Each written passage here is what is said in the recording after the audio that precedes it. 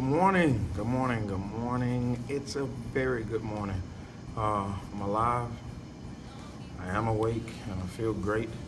The seasons are changing. It's a good thing, and I'm having to start driving a little slower on the main road going to my house. The deer are out, and they're waiting on some of my friends that hunt. They're out there waiting on you to come get them. And so this is a really great season. I love when it starts to get cool. I actually just like it because I get to switch styles up a little bit. But today, I wanted to talk to you, kind of piggyback on a conversation earlier, or maybe more be like a continuation of a conversation I had with my daughter. And what I was trying to let her know, because we ride in together and I drop her off. And I said to her, today, kind of set you some goals and focus on those. I said, just focus on those. I said, don't let one of your goals be to have more friends. I said, look, you just got too much going on for yourself that is wonderful that people are going to know about. I said, they may not know right now. And I said, and you don't have to go to school and tell them all the different talents you have. I said, just do it and just be great. And then it came to me, this image of how a lot of us have a lot of things on our plate. Let's just pretend that we have a plate, and we've got a lot of different things on our plate. And I don't know if, for the people who are like me, who are odd like me, we don't like our food touching. We don't like juices. I don't even want juice of something to touch something if my bread gets wet. I try to work through it when I'm at other people's houses because I try to be nice. But I don't like my foods to touch. And I think for us, it is important to acknowledge the food that is put on your plate and not allow other people to fix your plate.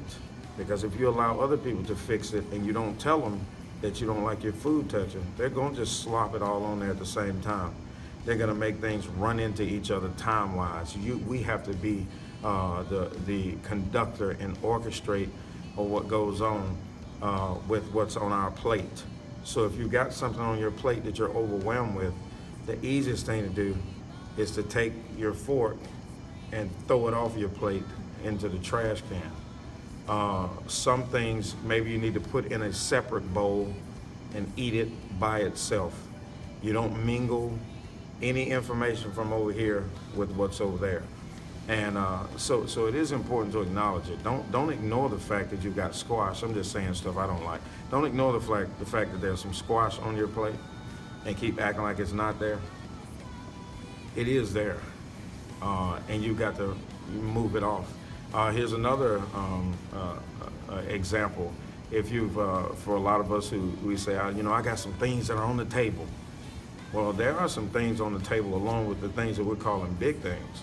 I'm noticing that there are a lot of people who are dealing with anxiety. Depression is huge.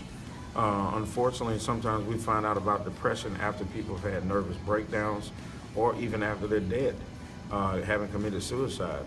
But when you look at your table, if that table is too busy, so much so that you are finding yourself again being the jack of all trades, you're dabbling in this, dabbling in that, but you're never perfecting any of those things. You're never taking them off the table after having completed them. It's time to do another evaluation.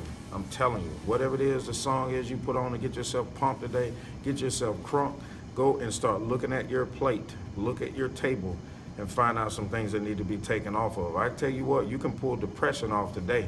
That can come off your table today. And what you replace it with is replace it with joy.